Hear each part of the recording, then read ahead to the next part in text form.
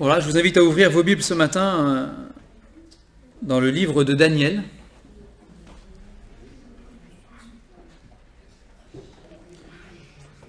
Le livre de Daniel, donc juste après Ézéchiel.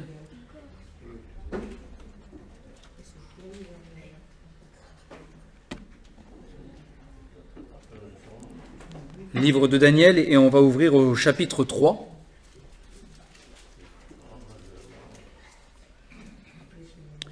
Et on va retrouver le roi Nebuchadnezzar.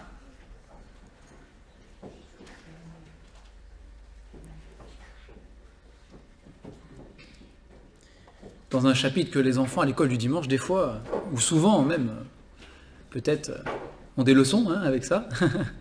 C'est pas que pour les enfants, bien sûr, c'est aussi pour les grands. Ce matin, il y a des enfants et des grands, ce sera pour tout le monde. Voilà. Donc on ouvre la Bible en Daniel chapitre 3. Je rappelle que la Bible est la parole de Dieu. Elle se déclare comme étant la parole de Dieu, inspirée de Dieu en toutes choses. Je rappelle que Daniel est un jeune homme, il n'est pas tout seul, avec d'autres camarades. On va avoir 3 camarades ici à lui, 3 autres juifs. Ils ont été déportés, ils ont été emmenés loin de chez eux. Ils étaient à Jérusalem et puis on les a emmenés à Babylone. C'est pas à côté, C'est pas à côté. Parce qu'ils ont péché, parce que le peuple en tout cas, avait péché contre l'Éternel, le peuple d'Israël. Alors des armées ennemies sont venues, l'armée de Babylone est venue. Elle a attaqué Jérusalem, elle a détruit Jérusalem, elle a détruit le temple de Jérusalem et elle a, après avoir tué beaucoup de personnes, elle a pris et emmené en captivité dans l'empire babylonien tous les juifs, et notamment tous les nobles surtout, tout le haut du panier, comme on dit, voilà, c'est tous ceux qui étaient nobles, ça c'est sûr, ils ont été déportés, d'autres aussi ont été déportés, dispersés, certains sont allés à la capitale, à Babylone, et d'autres ont été dispersés ailleurs aussi, dans l'empire babylonien. Et puis d'autres peuples ont été déplacés, etc., amenés à l'emplacement d'Israël, on ne va pas rentrer dans les détails, mais voilà, ils ont été déportés. Et donc, à ce moment-là de leur histoire, le peuple juif n'a plus de pays, d'accord ? Israël ne leur appartient plus, Jérusalem est détruite, elle est en ruine, le temple est détruit, temple qui symbolisait quand même, pour eux, en tout cas la présence de Dieu parmi le peuple, l'habitation de Dieu qui était là, destruction du temple, donc ils se retrouvent dans un pays étranger, avec des lois étrangères, avec des dieux étrangers, un roi et un gouvernement étrangers, une langue étrangère. Bon, ils arrivaient à se comprendre, on voit qu'il y avait des racines. Mais voilà, ils sont complètement déracinés de tout, et ils se retrouvent là. Et pour ceux qui arrivaient à Babylone, à la capitale, ils se retrouvaient avec Babylone dans la Bible, vous savez, voilà, ce dont il est question, c'est la mère de tous les vices, Babylone, c'est considéré quand même comme le haut lieu de l'idolâtrie et du paganisme. Et ils se retrouvent là, avec des idoles partout, avec Astarté et d'autres idoles, notamment. Pas évident. Ils n'étaient pas dans leur milieu naturel. En tout cas, pour ceux qui en plus, parmi le peuple, avaient à cœur de suivre et d'aimer Dieu, comme c'était le cas de Daniel, et puis de ses 3 compagnons, qu'on va voir ensuite ici, ils avaient eux à cœur vraiment d'aimer Dieu, de le servir, d'être droit, intègre. Ils se retrouvaient dans un environnement complètement hostile à la foi en l'Éternel, dans ce Dieu unique qui s'était révélé à eux. Ils se retrouvaient dans un milieu complètement hostile, mais vraiment très opposé et très hostile. Et il fallait bien qu'ils vivent leur foi dans ce milieu-là. Je ne sais pas si ça vous rappelle quelqu'un, peut-être nous parfois. On est dans un monde hostile à Dieu, même si parfois il veut ou il se déclare tolérant, c'est qu'une façade. On est dans un monde vraiment hostile à Dieu, un gouvernement contre Dieu, une éducation contre Dieu, tout est contre Dieu. Et on a l'impression, comme ils avaient sans doute cette impression, comme d'autres avant eux et après eux ont eu cette impression, et comme le déclare la Bible, que nous sommes étrangers et voyageurs sur la terre. Que notre patrie à nous, elle est ailleurs, quoi. Elle est au ciel, avec le Seigneur Jésus. Et qu'on est là en attendant, on fait ce qu'on peut. On fait ce qu'on peut, mais il y a des pressions, et c'est un petit peu le sujet ici, il y a des pressions que nous subissons, c'est vrai, dans ce monde. Et là, eux, ils avaient une pression qui n'était pas une petite pression, on va le voir, la pression du roi et du gouvernement lui-même. Donc au chapitre 3, nous allons lire le chapitre entier. Je vais nous faire une de la lecture ce matin. Daniel, chapitre 3, voici ce qui est écrit. Le roi Nebuchadnezzar fit une statue d'or, haute de 60 coudées et large de 6 coudées. Il l'adressa dans la vallée de Dura, dans la province de Babylone. Le roi Nebuchadnezzar fit convoquer les satrapes, les intendants et les gouverneurs, les conseillers, les trésoriers, les jurisconsuls, les juges et tous les magistrats des provinces pour qu'ils se rendent à la dédicace de la statue qu'avait élevée le roi Nebuchadnezzar. Alors, les satrapes, les intendants, les gouverneurs, les conseillers, les trésoriers, les jurisconsuls, les juges et tous les magistrats des provinces s'assemblèrent pour la dédicace de la statue qu'avait élevée le roi Nebuchadnezzar. Ils se placèrent devant la statue qu'avait élevée Nebuchadnezzar. Un héros cria à haute voix. « Voici ce qu'on vous ordonne, peuple, nation, hommes de toute langue. Au moment où vous entendrez le son du chalumeau, de la guitare, de la sambuc, du psalterion, de la cornemuse et de toutes sortes d'instruments de musique, vous prosternerez et vous adorerez la statue d'or qu'a élevée le roi Nebuchadnezzar. Quiconque ne se prosternera pas et ne l'adorera pas sera jeté à l'instant même au milieu d'une fournaise ardente. C'est pourquoi, au moment où tous les peuples entendirent le son de la trompette, du chalumeau, de la guitare, de la sambuc, du psalterion et de toutes sortes d'instruments de musique, tous les peuples, les nations, les hommes de toute langue se prosternèrent et adorèrent la statue d'or qu'avait élevée le roi Nebuchadnezzar. À cette occasion, et dans le même temps, quelques Chaldéens s'approchèrent et accusèrent les Juifs. Ils prirent la parole et dirent au roi Nebuchadnezzar, « Ô roi, vis éternellement. Tu as donné un ordre d'après lequel tous ceux qui entendraient le son de la trompette, du chalumeau, de la guitare, de la sambuc, du psalterion, de la cornemuse et de toutes sortes d'instruments devraient se prosterner et adorer la statue d'or, et d'après lequel quiconque ne se prosternerait pas et ne l'adorerait pas serait jeté au milieu d'une fournaise ardente.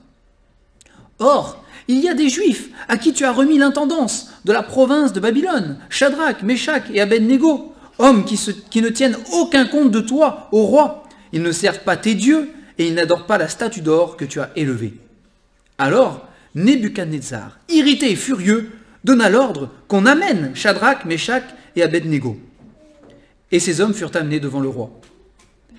Nebuchadnezzar prit la parole et leur dit, « Est-ce de propos délibérés, Shadrach, Meshach et Abednego, que vous ne servez pas mes dieux et que vous n'adorez pas la statue d'or que j'ai élevée?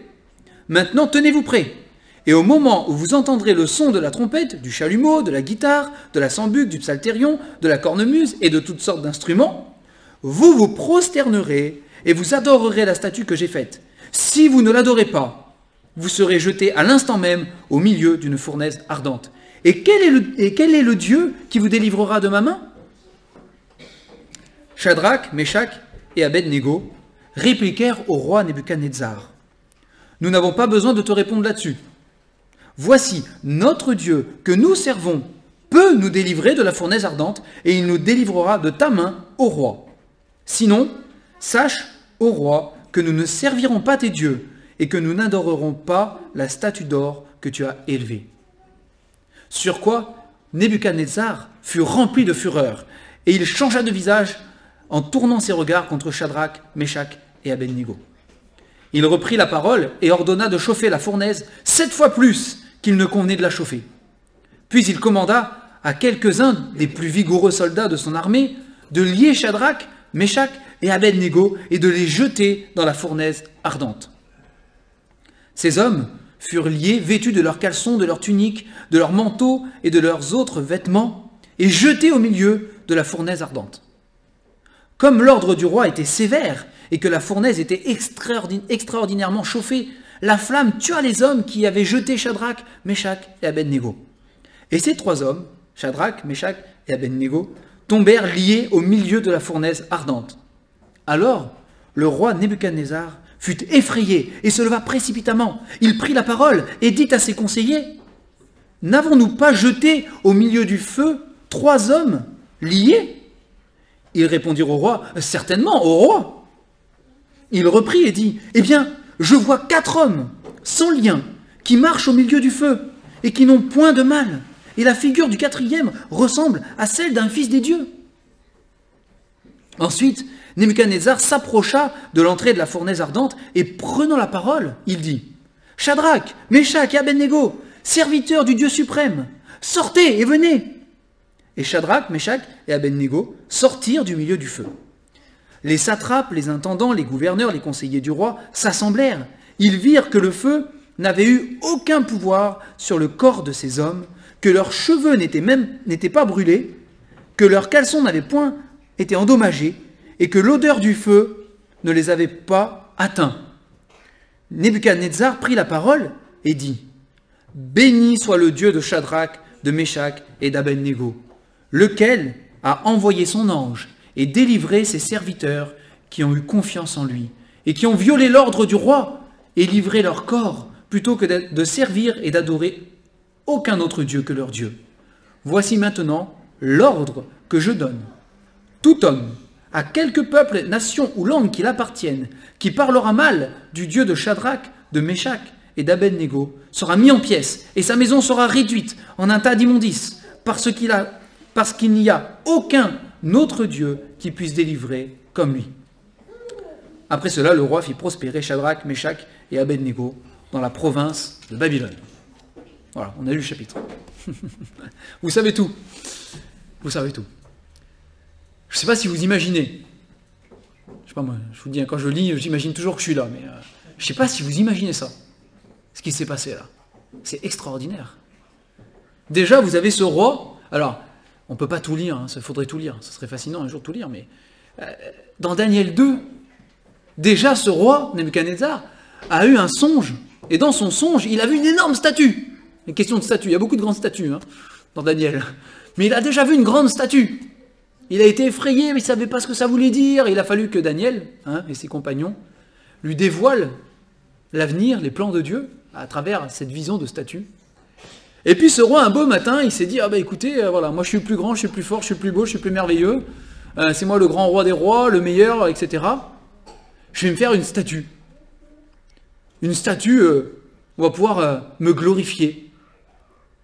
On va pouvoir m'adorer comme un dieu. Alors il a fait une statue, mais il n'a pas fait une petite statue. Si on traduit les dimensions, parce que là, bon, on nous dit des coudées, c'est bien gentil. Mais si on traduit, c'était une statue de 33 mètres de haut et 3 mètres de large. 33 mètres, 60 coudées, ça fait 33 mètres. Une coudée, ça fait 55 cm. À peu près. D'accord ? 33 mètres de haut. C'était pas un truc, c'était pas une petite statue comme ça, 33 mètres, vous imaginez ? 33 mètres. Ah, Alors une statue de 33 mètres de haut. Alors il n'a même pas dressé dans la ville de Babylone, je pense, ça aurait été compliqué peut-être. Il fallait trouver de l'espace. Mais il l'a fait il est dit dans la vallée de Dura, dans la province de Babylone. Donc il a trouvé un endroit où c'était bien dégagé, où le chantier a pu commencer, etc. Pour construire cette fameuse statue de 33 mètres de haut. Alors 33 mètres de haut, on la voyait bien, on la voyait de loin. C'est l'orgueil. C'est tout à fait ça. C'est vraiment l'orgueil. Il fallait que ça se voie de loin. Il fallait que ça dépasse tout ce qu'il y avait autour. Alors je ne sais pas si à Babylone il y avait des constructions de plus de 33 mètres. Là je vous avoue que ce serait intéressant de renseigner. En tout cas à Babylone, je peux vous dire une chose, ça c'est l'archéologie qui nous le dit, tout est surdimensionné à Babylone. Les murailles sont surdimensionnées, tout est surdimensionné. Mais il fallait une statue, on va dire à l'image, à la dimension de l'ego et de l'orgueil de ce roi. Il fallait qu'il soit au-dessus de tous les autres, pour qu'on le voit bien de loin. Et c'est vraiment, dans ce passage, c'est vraiment l'orgueil là, l'orgueil qui est dénoncé, l'orgueil de l'homme. Cet orgueil que, dans la parole de Dieu, on retrouve partout, attaché, attaché au cœur de l'homme. Attaché, on le voit partout. Et combien de versets nous avons dans la Bible, et Trésor, on a pris encore ce matin en Luc 18, 14, quiconque s'élève sera abaissé, c'est une citation, hein, mais quiconque s'élève sera abaissé. Et l'apôtre Paul nous dit, mais que personne n'ait de lui-même une trop haute opinion. Hein, mais au lieu de se regarder supérieur aux autres, qu'il regarde les autres comme étant supérieurs à lui-même. Tant d'enseignements, tant de versets, tant d'exemples dans la Bible, hein, qui nous met en garde contre ce poison qui est attaché au cœur de l'homme, l'orgueil. Le moi, je. Il faut qu'on me remarque. Il faut qu'on me regarde. Hein. Il faut que je sois plus haut pour qu'on me voit bien. Hein. C'est la statue élevée. Dans Ésaïe, pour ceux qui se rappellent quand on a traversé le livre d'Ésaïe, vous avez un moment, ce passage, où il est question de certaines femmes qui marchaient à petits pas. Je ne sais pas si vous vous rappelez de ça. Hein. Elles marchaient à petits pas. Parce qu'elles avaient des clochettes aux pieds. Hein, et qu'en marchant à petits pas, ça faisait bien sonner les clochettes. Et que du coup, on pouvait bien les remarquer quand elles passaient. Hein. Et Dieu reprend et dénonce, hein, l'orgueil, etc., la vanité, tout ce genre de choses de « je veux qu'on me regarde ». Je veux qu'on me voie. Alors, j'imagine qu'aucun d'entre nous, on a construit une statue de 33 mètres de haut, nous représentant nous-mêmes, hein, mais physiquement, je veux dire. Hein, mais parfois, dans nos cœurs, quand on a de l'orgueil, le Seigneur, c'est comme ça qu'il le voit. Il ne le voit pas différemment. Hein. Quand Dieu nous regarde et voit l'orgueil dans notre cœur, c'est comme s'il nous voyait en train de construire cette statue de 33 mètres de haut, hein, et de dire aux autres, regardez-moi. C'est moi. C'est moi. En tout cas, lui, le roi Nebuchadnezzar, il n'a pas de problème avec ça. Il construit sa statue de 33 mètres de haut, et ça ne lui suffit pas.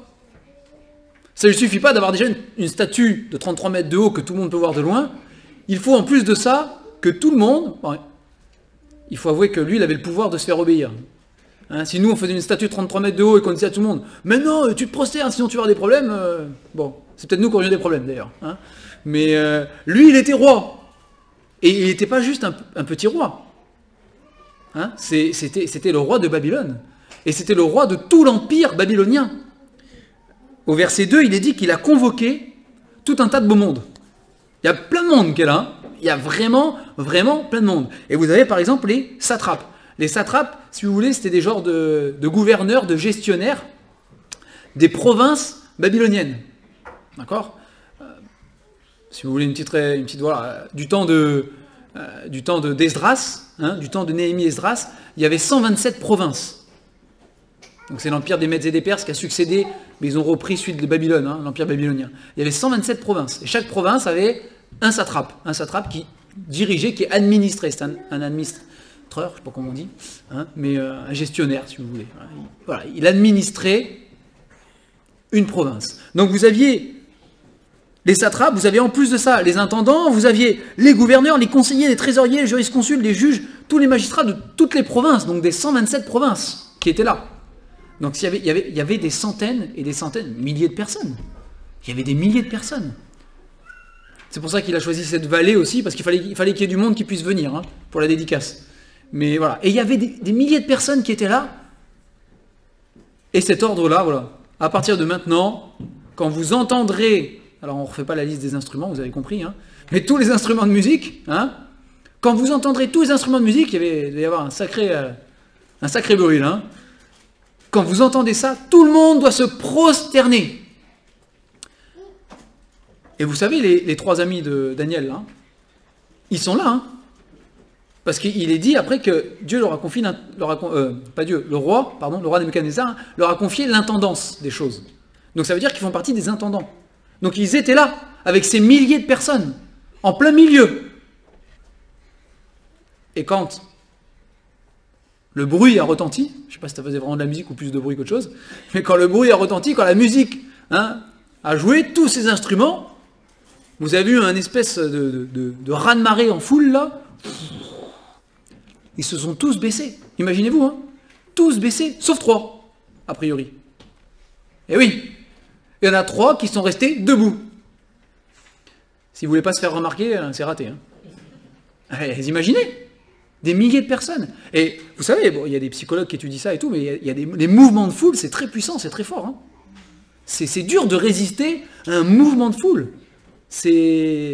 Voilà, il y a des personnes dans les foules qui se retrouvent entraînées à faire des choses qu'elles n'auraient jamais faites si elles étaient toutes seules individuellement comme ça. Parce que c'est puissant, l'effet de foule. Et là, vous aviez des milliers de personnes ensemble. Alors peut-être qu'ils avaient les genoux qui... je sais pas, mais ils sont restés droits. Hein, ils sont restés debout. Et ça s'est vu, hein. Ça s'est vu, les autres les ont vus. D'abord, il y a des Chaldéens, il est dit, on ne va pas rentrer dans les détails, hein, qui sont venus après voir le roi. Bon, on a des surnoms comme ça, hein, dans les cours de récréation pour ces gens-là, mais hein, c'est des traîtres. c'est des rapporteurs, si vous voulez, on va dire ça comme ça. Hein. C'est des rapporteurs. Hein. Ils sont venus, hey, les Juifs, là, regarde, tu leur as donné... Eux, ils ne se sont pas prosternés, on les a vus. Hein. Et c'est ça, ils sont venus les accuser devant le roi. A priori, le roi, lui, les avait pas remarqués. Semble pas. Mais il y en a qui avaient eu l'œil. Bon, ils étaient sans doute jaloux, hein, de ces gens-là, etc. Mais ils ont remarqué. Eux, ils n'ont pas cédé. Ils sont restés debout. On va les accuser. Des gens méchants, on va en rencontrer. Hein. Il y en a. Hein. Des gens méchants, il y en aura toujours. Hein. Il y en aura toujours. C'est dans la Bible, vous en voyez partout. Partout. Il y en a qui sont méchants, qui sont rebelles, qui ont le cœur dur, qui sont aigris, amers, contre Dieu, j'entends, hein, et qui ne manqueront pas une occasion d'essayer de faire du mal à ceux qui veulent rester droits, hein, à ceux qui veulent aimer le Seigneur. Et des méchants, ben, sur notre route, hein, on l'enseigne à nos enfants, ils en croiseront. On leur dit, tu croiseras des méchants. Par contre, heureux l'homme qui ne marche pas en compagnie des méchants. Hein. Si t'en croises, ne te mets pas en chemin avec eux. Va-t'en. Mais ils en croiseront. Nous-mêmes, on en a croisé et on en croisera encore. Il y en aura. Et voilà, ces trois hommes-là, hein, ces trois amis de Daniel, ils en ont croisé des méchants, là, qui sont allés auprès du roi et qui ont fait de la délation, hein, qui sont allés dire, ils n'ont pas fléchi le genou. Et alors, vous avez vu la réaction, on l'a lu, hein, vous avez vu la réaction du roi. Ah, ça c'est la dimension de l'orgueil, encore une fois. Ah, il est irrité. Comment on a osé transgresser mon ordre? Et même, il est tellement dans son orgueil qu'il se dit au fond de lui-même, on le voit dans les propos qu'il tient, hein, ils n'ont pas dû faire exprès, c'est qu'ils ont du mal à comprendre en fait. Ils n'ont pas dû bien piger que s'ils ne le faisaient pas, ils allaient mourir. Ils allaient jeter dans la fournaise ardente. Ils n'ont pas dû bien comprendre ça. S'ils avaient bien compris, ils ne l'auraient pas fait. Et donc, il est irrité, il demande de les faire venir, et on le voit dans la manière dont il leur parle, vous savez. Il leur dit quoi? Il leur dit au verset 14, il a un doute quand même. Est-ce de propos délibérés que vous n'avez pas... que vous n'êtes pas prosterné, que vous ne servez pas mes dieux? Est-ce de propos délibérés? Est-ce que vraiment c'était ce que vous aviez l'intention de faire? C'est ça que ça veut dire. Hein. Est-ce que ensemble, vous vous êtes mis d'accord vraiment pour dire que vous n'allez pas le faire? C'est pas possible. C'est dans sa folie, dans son orgueil, qui pourrait désobéir au grand roi magnifique et tout-puissant qu'il est? C'est ça l'idée. Hein. C'est fort, hein. Alors peut-être qu'on ne se retrouve pas dans une foule de milliers de personnes, peut-être des fois oui, peut-être des fois non, je ne sais pas. Moi je fréquente rarement des lieux où il y a des milliers de personnes en même temps, certains d'autres peut-être, mais voilà, des mouvements de foule comme ça, je ne sais pas. Mais si vous vivez dans le même monde que moi, et je pense que c'est le cas, des pressions du monde, hein, on en subit partout. Et on en subit tout le temps. Parfois c'est au sein de notre propre famille qu'on a ces pressions-là. Oh, arrête avec ton Jésus, ou encore toi qui es chrétien, etc. Hein, c'est, allez, pour une fois, c'est bon. Hein, comme si on voulait nous amener, par une pression quelconque, hein, eh ben, à rejeter le Seigneur dans certains choix, dans certaines manières de faire, de vivre. On voudrait nous amener à transgresser ce que dit le Seigneur, en fait. À pas obéir à Dieu, dans certains domaines. Et l'ennemi, hein, Satan... Dès le début, c'est ce qu'il a cherché à faire. Dieu a-t-il réellement dit? Hein? Dieu a-t-il réellement dit? Donc ça peut être dans notre famille parfois, quand on a des familles qui ne sont pas au Seigneur et qui sont très opposées. Ça arrive. Ça peut être dans les cercles de connaissances qu'on a. Ça peut être au travail parfois. On a cette pression aussi qui est là. Hein, c'est parfois dans les médias, c'est parfois dans tout ce qu'on peut ingurgiter de ce monde. Mais il y a une pression qui est là. Et pour les enfants qui sont là, et qui vont à l'école, qui ont des camarades à l'école, ça commence là aussi. La Bible nous dit les mauvaises compagnies corrompent les bonnes mœurs, mais les mauvaises compagnies corrompent les bonnes mœurs, oui. Et à l'école, voilà, on a des camarades qui voudraient nous faire aller.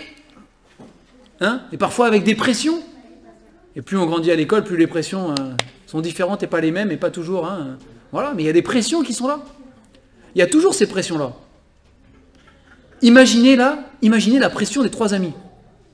Ils se retrouvent devant le roi de tout l'empire babylonien. C'est pas rien. Je peux vous dire que même si vous vous retrouvez devant le président de la République, c'est un rigolo à côté de ce que c'était cet homme-là. C'est rien, là. C'est un empire qui est immense. Il y a des centaines de pays qui lui sont assujettis. C'est immense. Des centaines de peuples. 127 provinces. C'est... Et ils étaient convoqués devant cet homme. Humainement parlant, il y avait de quoi... Il y en a pour moins que ça qui se sentent pas bien. Des fois, on est convoqué chez le proviseur et déjà, on se sent pas bien. Pourtant, c'est que... Ou on est arrêté par le gendarme de la rue pour une raison peut-être même qui n'est pas de notre faute ou quoi que ce soit. Et déjà, on se dit, oh, c'est une autorité. Là, c'est l'autorité de l'autorité des autorités de l'époque. C'est immense. Et eux, ils sont là devant cet homme. Et cet homme leur dit... Bon, vous n'avez pas dû bien comprendre, là, on va rectifier le truc, parce que ça va pas. On va faire ça maintenant, comme ça, on va régler ça maintenant. Prosternez-vous au son de la musique, et puis bon, on n'en parle plus, quoi. C'est... Oui, mais je sais pas trop comment vous dire. Non. Et on voit vraiment, et c'est pour ça qu'on les aime, c'est pour ça qu'on aime cette histoire aussi, c'est pour ça qu'on les aime. C'est pour ça qu'on aime Élie, qui reste droit, c'est pour ça qu'on aime tous ces personnages qui ont, malgré les personnes en face, qui ne dévient pas, vous savez, ni à droite, ni à gauche, qui restent droit dans le chemin que l'Éternel leur trace. On aime ces personnages dans la parole, ils sont attachants, parce qu'ils sont intègres. Dans le livre de Job, il est dit que Job était intègre. Il ne se laissait pas corrompre. Il ne laissait aucune pression le faire dévier. Il reste intègre. Et ils sont attachants pour ça. Et là, on aime voir ces 3 personnages qui se tiennent debout devant ce roi tout-puissant pour l'époque, ou qui pensent l'être en tout cas, qui se tiennent debout et qui disent, bah, écoute, on va même pas... C'est fort quand même. Ils disent, on va pas répondre à ta question. Parce qu'il leur dit, c'est... Et quel est le Dieu qui vous délivrera de ma main ? Provocation envers Dieu. Et quel est le Dieu qui vous délivrera de ma main, là, maintenant ? Maintenant que vous êtes là, dans la foule, vous étiez au milieu des milliers de personnes, là, je vous ai pas vu, maintenant que vous êtes juste face à moi, là, et que je vous donne l'ordre de le faire, qui va vous délivrer de ma main, là ? Quel Dieu va le faire ? Quel Dieu a la puissance de faire ça ? Alors, je vais vous dire, en termes de Dieu, ils s'y connaissaient, les Babyloniens. Ils n'en avaient pas qu'un, ils en avaient plein. Et en plus, avec toutes les provinces et tous les peuples qu'ils avaient conquis, il y avait toutes les idoles de tous ces pays-là qui étaient assujettis à leurs propres idoles.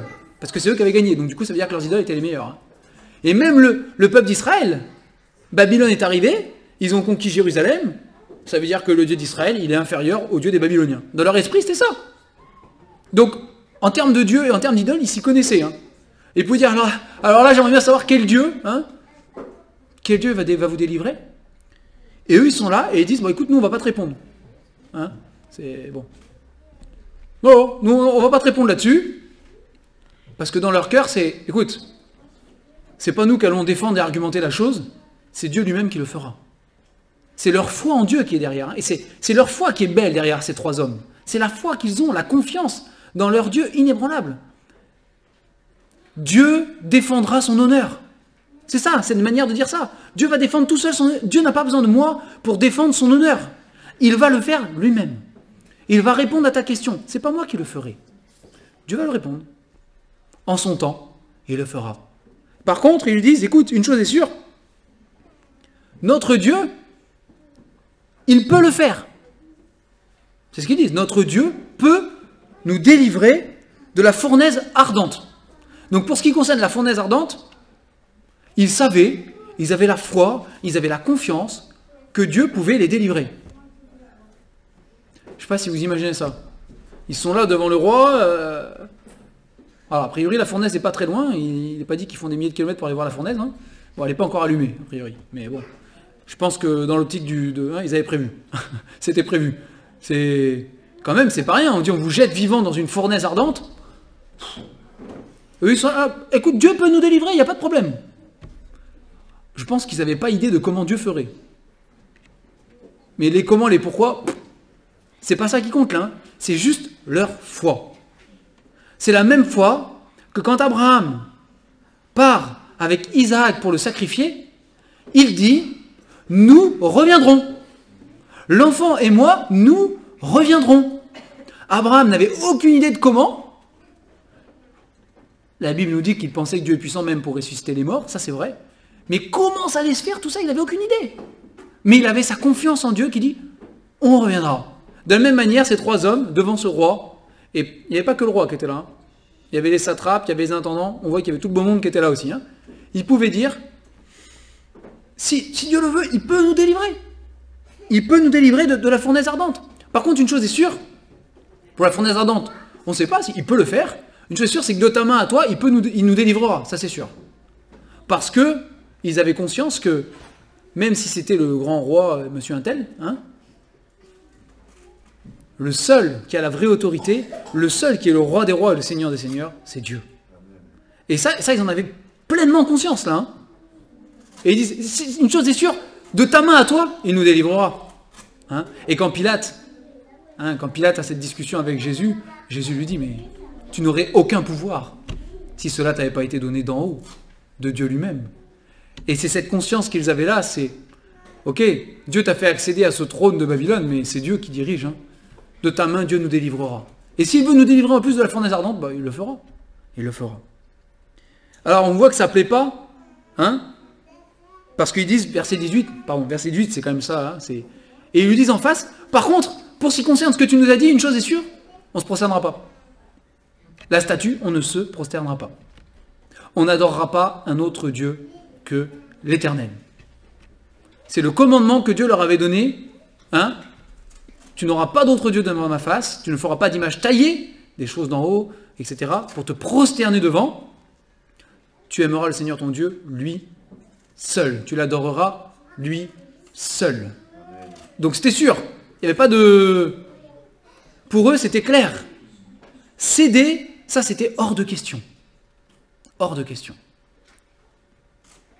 Et j'aimerais qu'on ait tous ce caractère, hein, et cette réponse à chaque fois que nous subissons une pression, hein, peu importe dans le domaine dans lequel c'est, hein, dans notre vie, mais voilà, on subit forcément des pressions par ce qui nous entoure, et l'ennemi de nos âmes, Satan, ne se privera pas de nous en amener comme il faut des pressions, hein, que ce soit quand on est enfant dans la cour de récréation avec les camarades, que ce soit au travail, que ce soit avec nos amis, parfois dans nos familles, comme je l'ai dit, hein, et parfois même, Dieu emploiera des chrétiens qui ne marchent pas avec Dieu. Hein. Mais Satan, emploiera des chrétiens qui ne marchent pas avec Dieu, pour nous mettre des pressions supplémentaires. Mais peu importe qui il va utiliser, peu importe qui ce sera, on en subira. Est-ce que on a ce courage, quelque part, hein, cette droiture, cette intégrité, cette fidélité à notre Dieu, et cette confiance en Dieu que, peu importe les conséquences, je resterai fidèle à Dieu. Peu importe les conséquences, je resterai fidèle à mon Dieu. Et quand j'ai ces pressions qui sont là, est-ce que moi aussi je peux me tenir droit et dire, écoute, une chose est sûre, Dieu me dit non, je ne le ferai pas. Hein. Dieu me dit non, je ne le ferai pas. C'est sûr. Et quel témoignage c'est, hein, pour tous ces intendants et tous ceux qui étaient là, quel témoignage ça a été après. Hein. Bon, il y a le miracle derrière de la délivrance, mais même déjà rien que le fait, je vais vous dire, hein, personne ne disait non au roi de Babylone. Hein. Et celui qui disait non, il avait prononcé sa dernière parole. Hein. C'était pas il n'y avait pas des lois comme aujourd'hui. Hein. Ne croyez pas ça. Hein. Il y avait des lois. Mais le roi, l'empereur, parce qu'il a un empire, hein, personne disait non. Personne. Personne. Se tenir devant et de dire non déjà, le témoignage était là. Le témoignage était là. Alors, au verset 19, on l'a lu, il est rempli de fureur. Là, c'est vraiment... C'est son orgueil qui est touché. Hein. Comment? Finalement, c'est de propos délibérés. Alors là, c'est pas juste de l'irritation. Hein, et peut-être qu'ils ont mal compris. Ils se rendent compte que non, en fait, c'est vraiment de propos délibérés.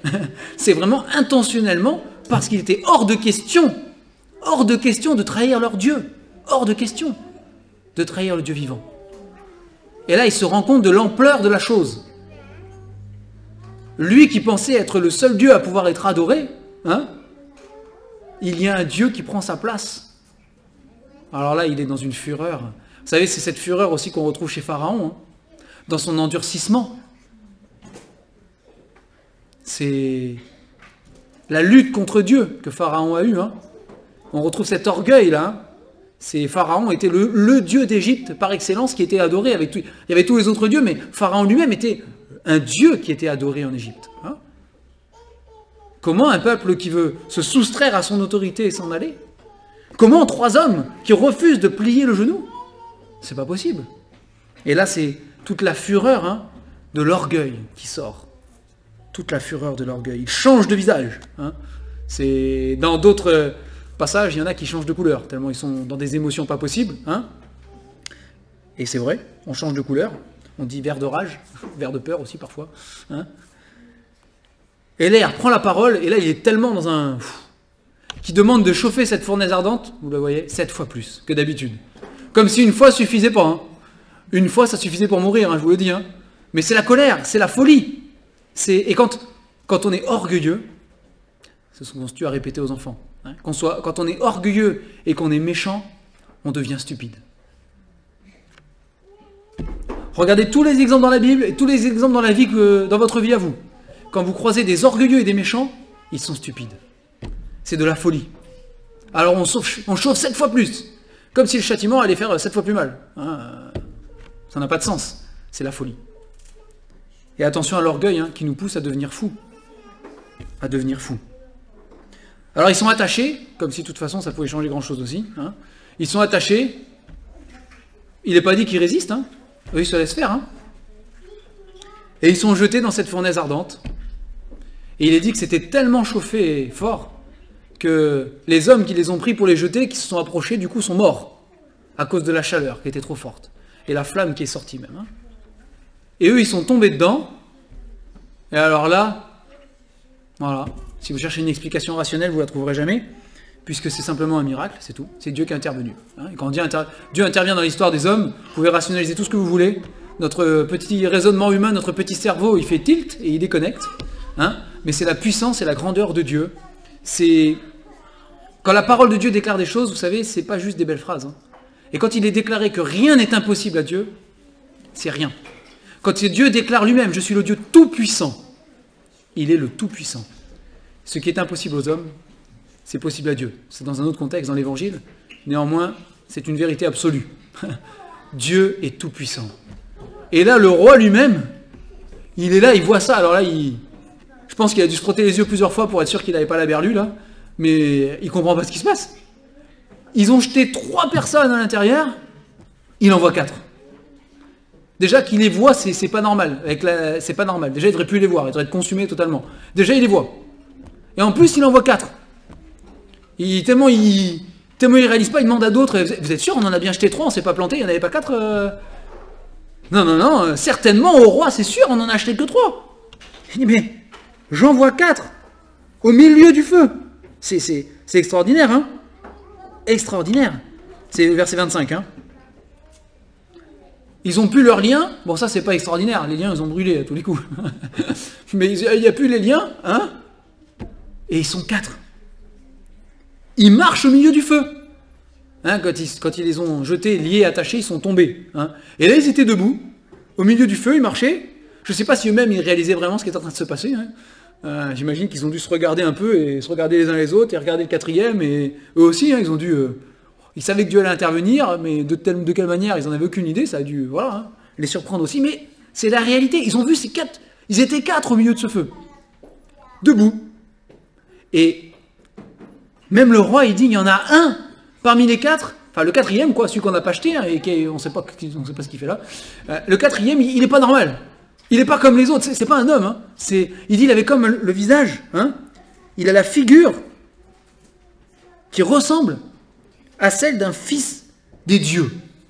Donc, c'est une expression, fils des dieux, hein, pour dire une créature angélique. Hein, c'est l'idée. Un genre d'ange, créature spirituelle. Hein, il a un visage qui n'est pas humain, quoi.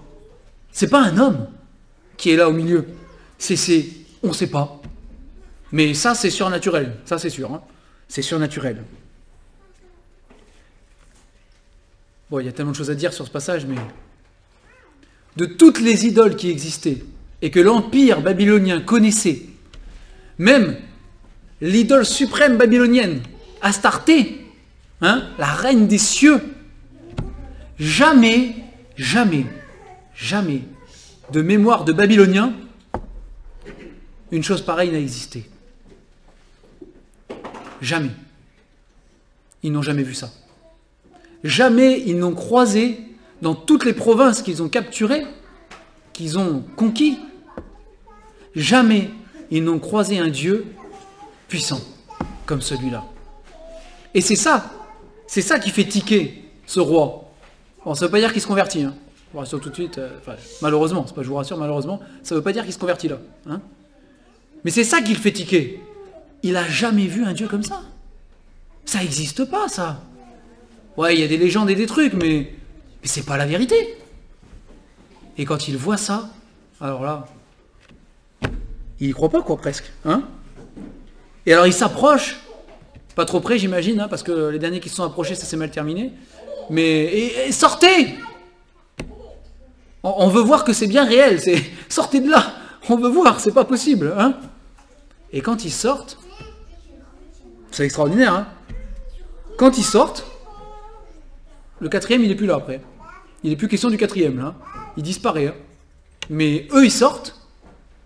Et il est dit, même pas, ils sentent la fumée. Si vous faites des barbecues l'été, vous savez qu'il suffit de pas être très très loin pour sentir la fumée. Hein. Même si c'est pas vous qui avez fait le barbecue, et quand vos voisins ils font le barbecue, vous savez aussi que si vous rentrez pas le linge tout de suite, c'est mort. Ça sent la fumée. Hein. Il n'y a pas besoin d'être très loin, d'être trop près, pardon, même. Hein. Eux, ils étaient en plein milieu, et quand ils sortent, même pas, il y a l'odeur du feu. Même pas. Les cheveux étaient intacts, hein, pas de problème. Il n'y avait pas que les cheveux, ils étaient tout entiers intacts, les habits, tout. Rien n'avait bougé. Et ils sortent de là. Et là, il y a tous ceux qui sont là, hein. Encore une fois, il y a les intendants, tous ceux-là, hein, verset 27, les satrapes, les intendants, les gouverneurs, les conseillers, ils s'assemblèrent et ils étaient tous obligés. Ils étaient obligés de faire le même constat. Il n'y en avait aucun qui avait une explication, mais ils étaient tous obligés de reconnaître ce que Dieu avait fait. C'était pas possible. C'était pas possible. Alors bon, Nebuchadnezzar, il se dit, bon, bah finalement, hein, c'est le Dieu suprême, celui-là, on va pas le fâcher. Alors, on va carrément faire une loi qui va aller dans le sens de ce Dieu-là, on va le caresser dans le sens du poil, parce que lui, il est pas très, hein, c'est quand même le Dieu suprême, celui-là. Là, nos dieux à côté, quand même, c'est un peu des rigolos. On va faire une loi dans le sens de ce Dieu-là. Comme je vous dis, ça ne veut pas dire qu'ils sont convertis. Hein. Mais il fait une loi dans le sens de ce Dieu-là. Lui, on va l'honorer particulièrement.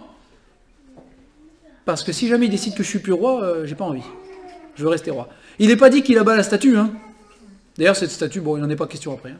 Mais il n'est pas dit qu'il l'a abattue. Hein. Mais vous savez quoi? Ben, il n'y est plus aujourd'hui, cette statue. Parce que avant d'ouvrir la Bible et d'avoir cette histoire, est-ce que vous avez entendu parler de cette statue qu'on a retrouvée en Babylonie? À Babylone? Non, hein. Il y a bien longtemps que cette statue a été abattue. Hein. Parce qu'un jour, elle est tombée. Hein. Elle n'est pas restée debout, sinon elle y serait encore. Hein. 33 mètres de haut, elle est tombée. Et c'est l'orgueil de l'homme qui croit que il fait des choses qui demeurent éternellement, qu'on se souviendra de lui dans l'éternité. Hein. Voilà. Vous avez ce verset hein, qui dit qu'ils bâtissent comme s'ils allaient demeurer pour toujours.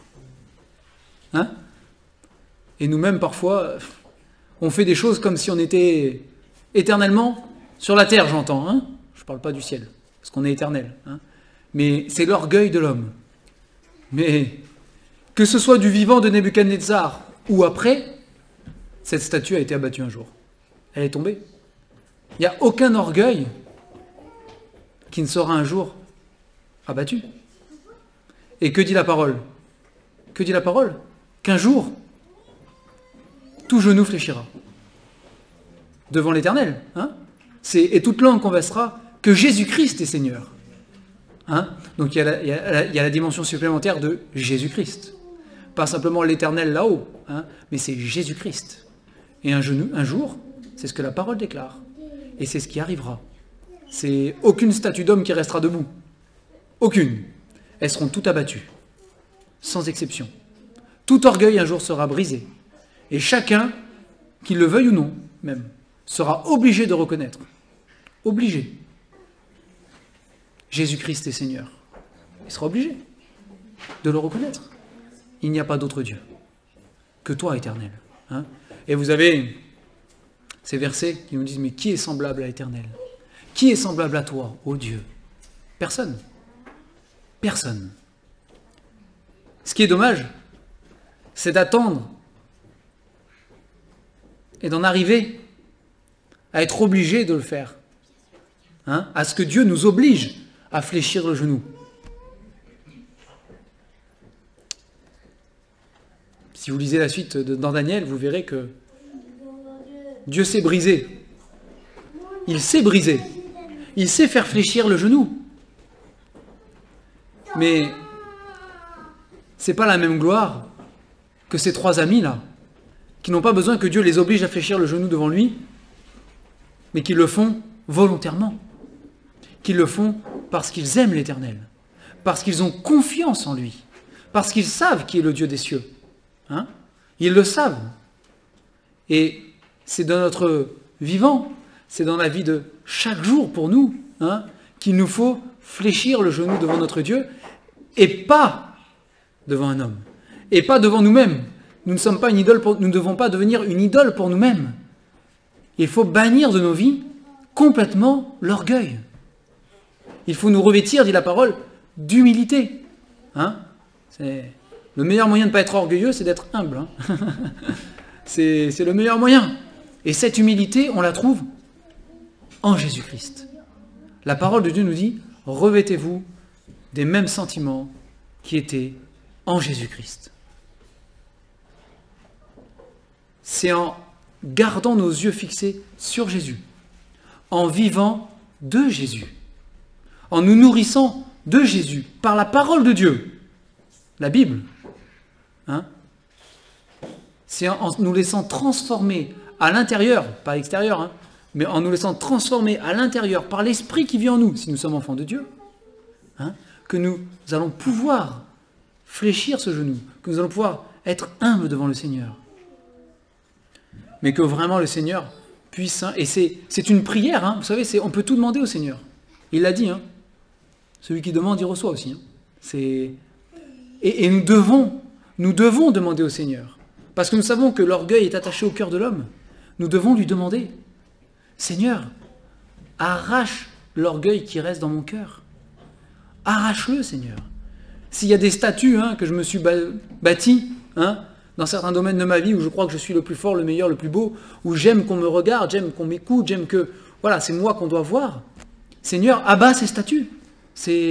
Détruis-les, vraiment. Je veux pas qu'on me regarde moi. Je veux qu'on regarde Jésus en moi. Vous savez, quand Paul dit « Soyez mes imitateurs hein », il dit ensuite « Comme je le suis du Seigneur hein ». C'est regardez la manière, et il le dit dans plusieurs épîtres aussi, regardez la manière dont j'ai vécu parmi vous, il le dit. Non pas moi, mais le Seigneur Jésus en moi. C'est ça, hein. Ce que nous voulons que les gens voient en nous, ce n'est pas nous-mêmes. Ça, c'est pas intéressant. Nous voulons qu'ils voient Jésus. C'est ça qui est important. C'est ça qui est important. Alors bon, il y aurait plein de choses du coup à dire sur ce passage, hein, mais j'ai envie de dire, pour conclure, ne cédons pas à la pression. Quelle que soit l'autorité que la personne hein, peut avoir, la personne qui veut exercer cette pression, si c'est parce que c'est une personne qui a l'autorité, ou si c'est parce que c'est parfois plus subtil que ça dans ce monde dans lequel nous vivons. C'est une manière de vivre, une manière de penser qui veut nous être voilà, inculquée, qui veut nous être imposée. Ben, que nous, on puisse dire non. Non. Moi, je veux marcher pour l'éternel. Alors moi, j'obéirai simplement à la parole de Dieu. Qu'importe les conséquences. Il y en aura un, mais qu'importe les conséquences. Parce que le meilleur, ça sera toujours d'obéir à Dieu. La parole nous le montre, hein. Ça sera toujours d'obéir à Dieu. Alors ça ne veut pas dire qu'on sera délivré de toutes les fournaises, hein, que vous compreniez bien quand même. Hein. C'est pas ce que dit la parole non plus. Hein. C'est pas... Ils auraient pu mourir dans cette fournaise. Et ils auraient eu le même témoignage d'être fidèles et intègres à Dieu. Hein. Si vous prenez la liste en Hébreux 11, des héros de la foi, comme on les appelle, il y en a qui sont morts, hein, pour leur foi, pour leur fidélité, parce qu'ils étaient intègres et droits, qu'ils n'ont pas voulu fléchir le genou devant des statues. Et il y en a qui sont morts, mangés, dévorés par des lions. Il y en a qui ont été décapités. Il y en a qui ont été brûlés. Il y en a, la fournaise, ils n'ont pas été délivrés. Hein. Et il est dit qu'ils ont vaincu. Par la mort qu'ils ont eue, il est dit qu'ils ont vaincu. Hein? Donc la victoire, c'est pas la délivrance qui est derrière. Hein? C'est important ça. Hein? Ne croyez pas ça. Hein? La victoire, c'est de demeurer fidèle. C'est ça qui est la victoire dans la parole de Dieu. Et parfois, dans le plan de Dieu, selon sa volonté, il délivre en plus. Hein? Mais ça, c'est le plan de Dieu. C'était le plan de Dieu pour ces trois amis-là. C'était pas le plan de Dieu pour d'autres. Mais tous se retrouvent dans la patrie qui est là-haut, hein, celle à laquelle ils appartiennent vraiment. Tous sont honorés par le Seigneur de la même manière. Hein. C'est la couronne de justice leur sera de toute manière réservée. Et nous sera réservée, hein, si nous marchons avec cette fidélité, bien sûr, hein, dans le Seigneur.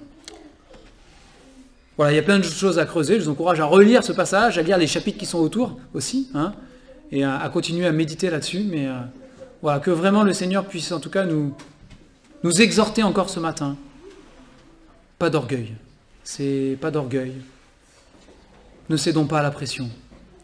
C'est le meilleur et la bonne part, c'est toujours d'obéir au Seigneur. Toujours. Toujours.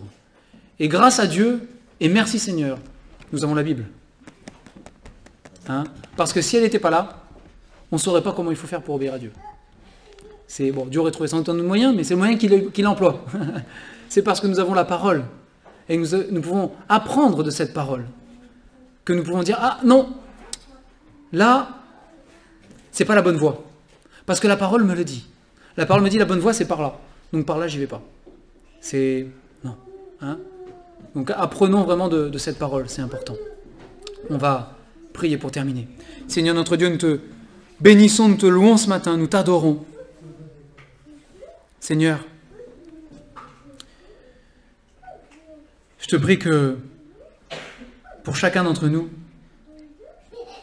nous puissions être trouvés avec cette intégrité, cette droiture, cette fidélité à ta parole, malgré les conséquences qui seront engendrées par ce monde, par les méchants parfois, par l'ennemi de nos âmes. Nous savons que toi, tu es le grand vainqueur. Et nous savons que nous pouvons tout par celui qui nous fortifie, par Jésus-Christ. Seigneur, merci. Merci d'avoir consigné ce récit, Seigneur, authentique, pour que nous puissions encore aujourd'hui être nourris et recevoir de toi. Seigneur, que, comme disait Jean-Baptiste, que Jésus croisse et que moi je diminue. Que ce soit notre prière à chacun, Père. Que Jésus puisse grandir en nous, prendre toute la place, qu'il soit seul visible et que nous disparaissions.